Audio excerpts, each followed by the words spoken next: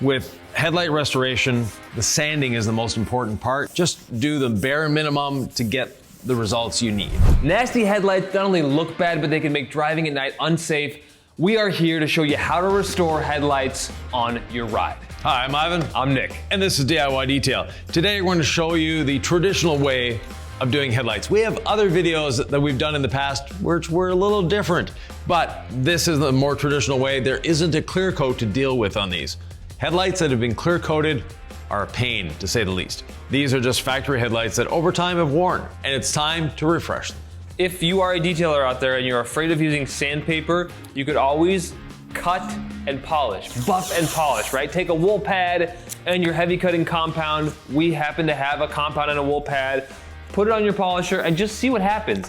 Ivan, you were able to eyeball these and know these are gonna require more than that. We will be polishing at the end, but sandpaper comes first. Why is that? Because we have a lot of oxidized plastic here that is definitely not happy, and we need to get that off. Just polishing, we're gonna make it look better, but we're actually not gonna remove that oxidation as much as we need to. Just like on oxidized paint, if we're dealing with oxidized single stage paint, we have ways of treating that as opposed to just starting to polish. First step though, is taping up around the headlight. Now I'm putting the tape in underneath the headlight. That way I'm sure it's past the headlight, and then going around the corners, tucking the tape in. That way we know we won't be damaging the paint around it. Now, because of the angles and everything, I'm gonna put a second row of tape down here just in case. The hood, Nick, if you wanna open it up.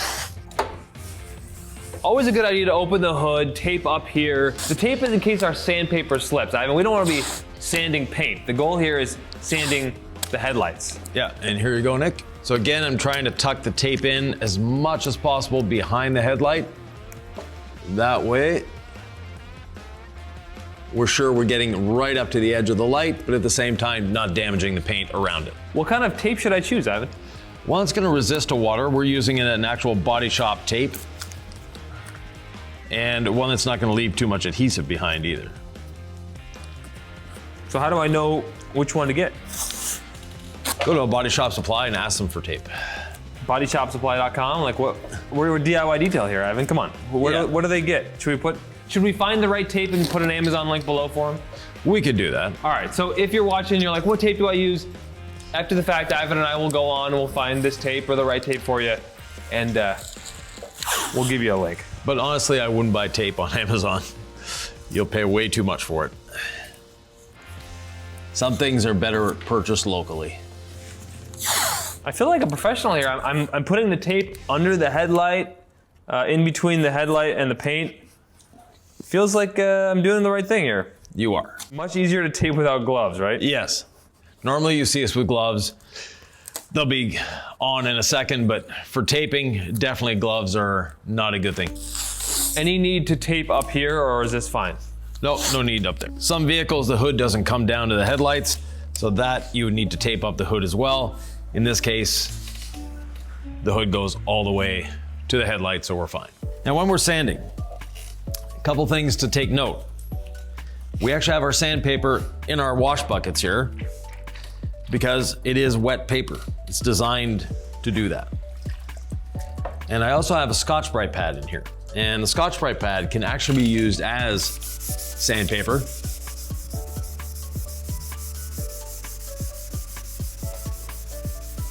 And we'll just take a look to see what the Scotch-Brite pad is doing. So as I can see here, the Scotch-Brite pad is definitely not doing enough for us. So I will go to the 800 grit sandpaper. Ivan, how do you know what grit to use? I mean, we have 800, we have 1500. The person at home, they're not gonna have this exact same headlights. They don't know where to start. I generally start around 1500 and inspect, see what I'm dealing with, and start with the roughest part of the headlight, and that's what I'm doing here. This upper portion is by far the worst. So that's where I want to start. And you can see what's coming off the headlight. It's this milky sort of mess, and that's the oxidized plastic. You can see it's yellow there. And then just taking my towel, I'll inspect to see where I'm at.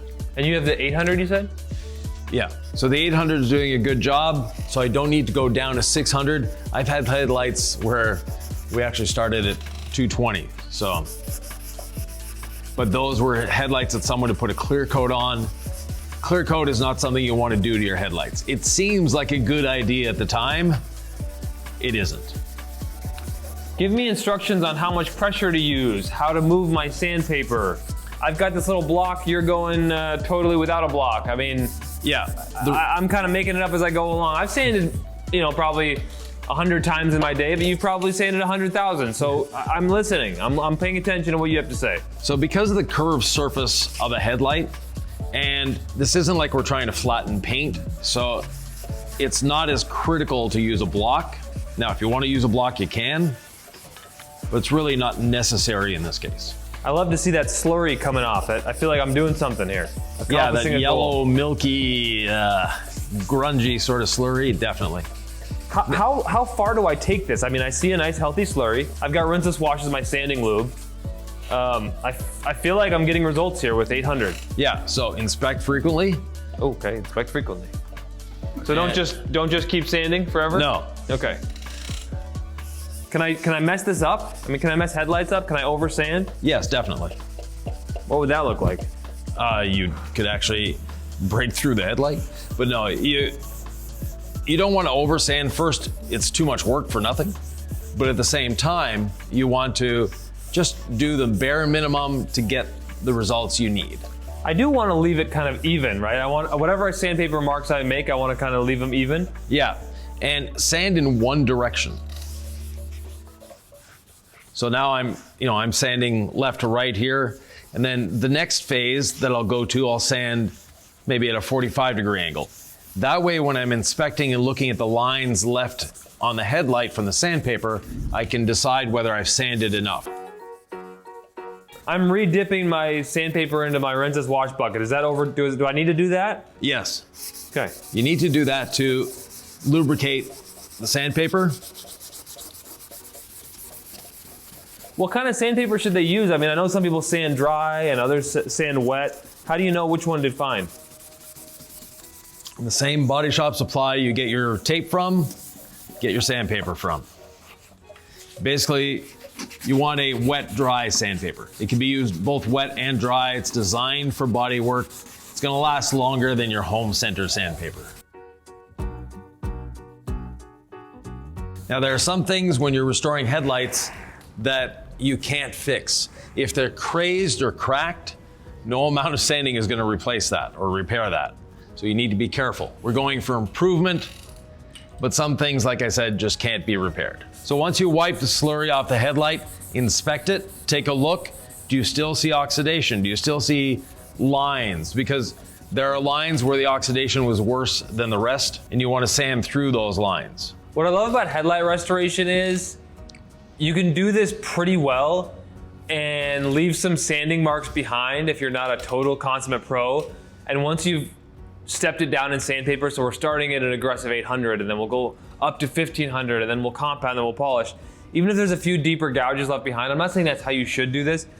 Once you've polished it, you will never see it unless you're up here like that. And nobody looks at an old Honda Accord headlight and says, oh, I see a sanding mark in that headlight. Once it's clear from 5 feet away, no one will ever look. So it's actually like, it seems even like a really high level pro thing. Yeah. But you, I mean, there's some wiggle room in there. I know you never want to teach to do it like, okay, you want to do it the right way, but what are your thoughts on my statement there?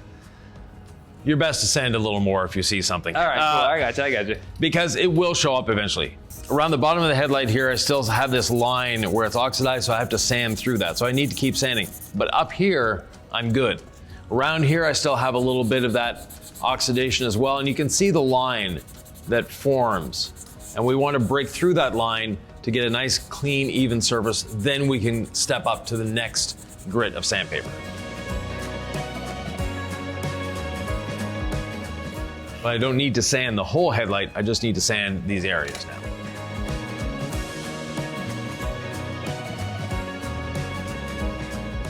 One thing you can do to inspect your headlight is rinse it off. And when it's wet, from being rinsed off, you can really see what you're dealing with. So I still have a bit of oxidation here that I need to break through, but the rest seems nice and good. Could I just use water as my sanding lube if I didn't have rinseless wash and I just stumbled on this channel and I don't want to buy any DIY detail products? I just want to learn something. Yeah. Can I use water and sandpaper? You can. It's not going to last as long. What do you mean? Your sandpaper is going to wear out faster or clog faster. Is that based on the cleaning properties, the lubrication properties in rinseless wash? Talk about that. So the lubrication afforded by the rinseless wash and the cleaning properties. So those surfactants are working for you here. If you work in a body shop and you wet sand a lot, please try a bit of rinseless wash. It's going to save you a lot in expenses on sandpaper. Well, when you're done, Ivan, I'd love for you to take a look at what I've got going on over here. I'm feeling pretty good about it. Is it even? Is it uniform? I mean, it's pretty good. Pretty good, and is it good? There's a difference there, Nick. I mean, it's not perfectly uniform. Like, there's this bottom layer that I haven't really touched much. Yeah, so you need to make it uniform for everything. I think it's pretty good. Let us know in the comments. Did I do this is still a little wet here, but up here where you're gonna see most of the headlight, I think it's pretty even. Down here I have a little more work to do according to Mr. Ivan LaCroix, but I think it'll polish out fine. We'll keep going. A little more in here? What do you? Yeah. Is that a little uneven?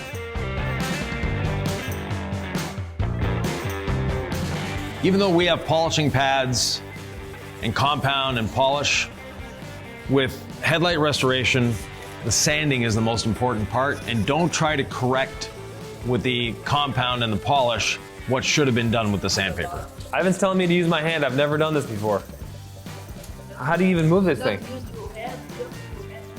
Fold the paper first of all. Uh-huh. Just fold it in half. Okay, Ivan's telling me to fold it in half. Got it? Now what? And then no pressure and just glide the sandpaper over the surface. Like this? Yeah, just put your hand flat on it. Okay. Come take a look at how my hand is, Nick. Oh, no thumb. No, just move the sandpaper. Okay. No pressure. That feels nice without the block, actually, Ivan. Very even. I'm one with the headlight. And you have more surface area with your hand, therefore you're gonna get it done faster. So here, I've sanded up and down, and here, with the 800 grit, I went this way. This is 1500. But I can still see lines going left to right. That means I need to keep sanding with the 1500 to get rid of those lines going left to right. When all the lines are up and down, I know that I've completed the 1500 grit sanding stage, and I can either go to 2000 or I can start polishing. In our case, we'll use the compound and the wool pad. We're gonna start polishing. You don't need to go to 2000 grit. But until all those lines are in the same direction, I don't see any lines going the other way, I need to keep sanding.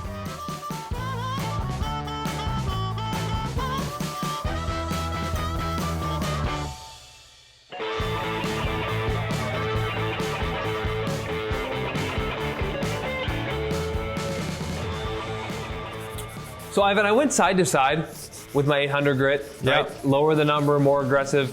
Now we're to 15. What direction did you go for 15?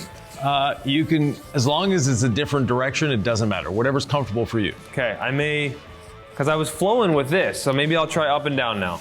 You can go up and down, you can go to 45-degree angle, you can go circles.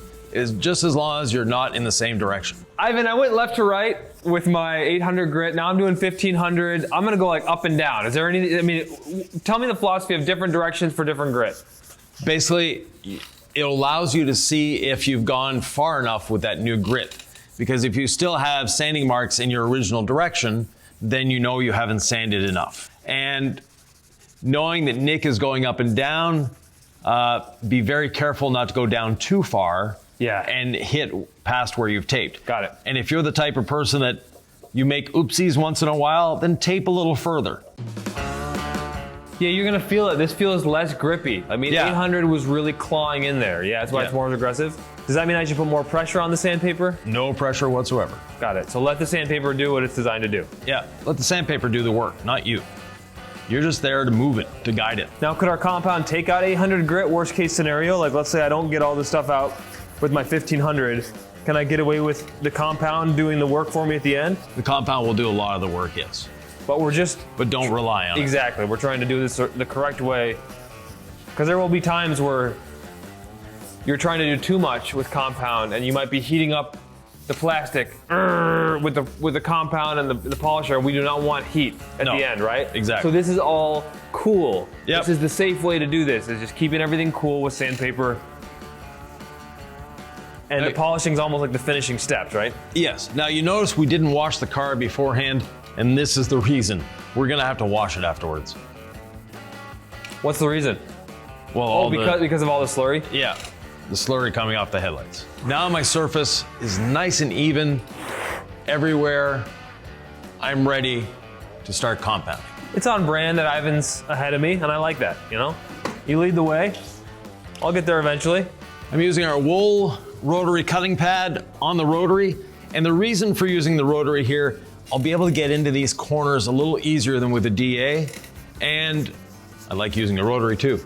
So I'll be using the gold standard compound and just a drop or two on my pad. You don't need a lot here. And normally when we're polishing or compounding, I like to start flat on a panel to spread the compound onto my pad. In this case, I can't do that because it's too small of a surface, so I'm just gonna work it in a little bit. My pad is damp. I've washed the pad before starting. And now we get to compound.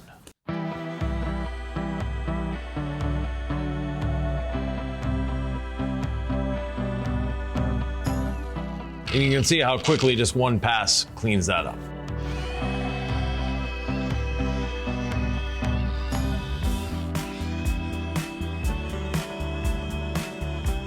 So it really doesn't take much effort with the compound to get in there and clean that up. Speed 1, no pressure, just guiding the machine over the headlight.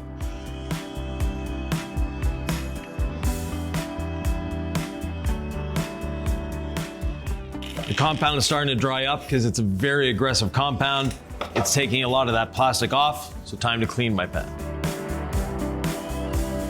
Like we've always said, never put clean polish on a dirty pad.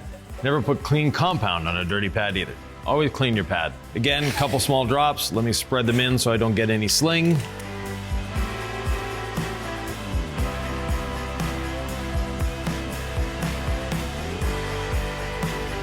Now, if I want to get a little bit on that edge, what I can do, instead of putting my compound on my machine, I'll actually place the compound inside of here, put my machine on it, spread it just a little bit, then start the tool.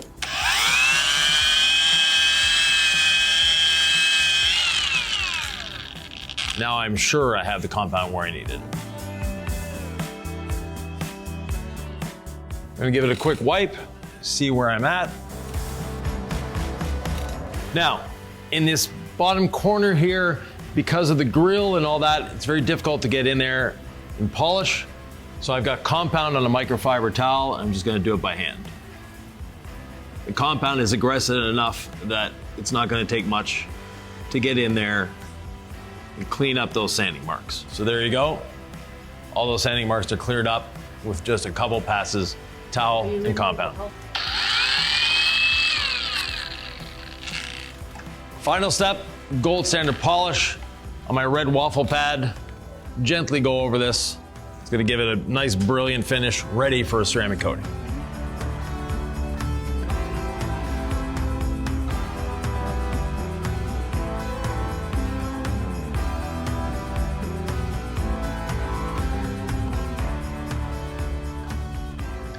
Now, Nick, on your side, you weren't sure that you got all the sanding marks out. Right. One easy way to do it is get a very quick pass. You're not trying to polish the whole thing. A quick pass just to go over it, and if you still see lines, then you know you haven't done enough. So like with the compound, do a quick polish and then look. Quick pass, wipe it off, and then if you still see the horizontal lines from your first sanding, you know you haven't gone far enough with your second sanding. There we have it. We have a nice clean headlight. We'll wait for Nick to finish his, then we'll end the video.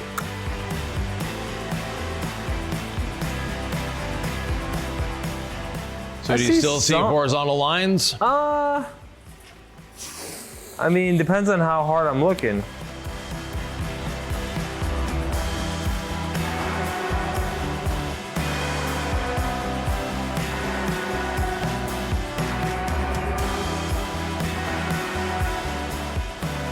Just put some on your finger, put on the headlight where you want to polish. Spread it in. Okay. Then pick it up with the polisher. Whoa, you got like 3 times too much. Okay. Now you're gonna be wearing it because you've got so much. How about if I do that? And take some off of there. Okay. So Ivan, I noticed there were a couple of spots that were a little grayer. Yep. Along the edge here. You told me to kind of finger the put it on my finger and put the compound like along the edge. What's that all about? Right. Now you have it exactly where you need it. Now you did put a little too much on there, so you might be wearing some of it. Okay. But at the same time, it allows you to get exactly where you need. Now leaning on the polisher at like 9 o'clock, I feel like that's like the wrong direction to lean with the rotary. So I'm not gonna lean too much. What's my strategy here? So basically what we're wanting to do is put your polisher up here. Okay. Bring it in so it's touching there, then start it up and move along here. So you're using the 6 o'clock position. See, it seems like 9 o'clock to me because this is midnight. What? This is midnight. Midnight is up there. 6 o'clock is there. But if I'm holding the polisher like this is midnight, this is 6, and this is 9. But you're telling me this is 6. Yeah, because that's at the bottom. So The clock never goes like this, Nick. Got it. North is always north. Well, it's hard for me. I don't see things the way you do until I stand in your shoes. And now we're doing this, and now this is 6 o'clock. Basically, you just want to put it where the compound is.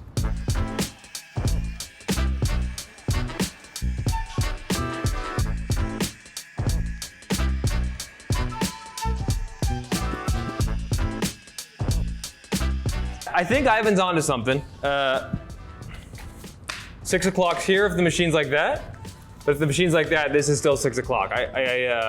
6 o'clock is always at the bottom of the clock, Nick. But we don't really want to be leaning in at 3 o'clock on the rotary, right? We want to be leaning in at 9? Doesn't matter. Doesn't matter which way you lean? Okay, I wasn't sure if there was, because of the direction it moves, a certain tilt that was more ideal. So you just kind of tilt wherever you need to based on the curvature of the car. Right. Okay, now, I'm feeling pretty good about this. For this little corner down here, put a bit of compound on your towel and rub it in. And a little bit is about a third of that, right? Yeah, a lot less than that. I've said this before, but I had to move out of a unit. There was some crusty bathroom, like bath You're done. oxidation, and just on the towel, the bathtub cleaned up real nice. Look at that. Are you serious, Ivan? Why don't we just do the whole thing with the towel? You can if you want. Okay, and now we do the jeweling pad and we call it a day. Yep. One spray of gold standard polish. It's nice to come home. You know, the compound's a fun adventure. Gold standard polish just feels like home, Ivan. It's just something we've been using for a long time. We've been using it for years. Okay. And if you only have the polish, you can do this with the gold standard polish. You don't need to go out and buy a compound just because you have one set of headlights to do.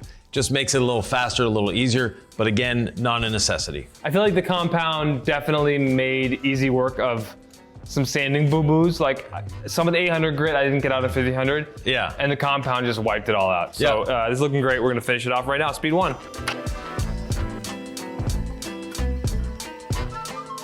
I'm sure yours is better than mine, but you know what? In my heart, I did a good job. I'm feeling good. I think the customer is gonna be very happy with this. There is some stuff underneath these headlights that I don't want everyone to get distracted by.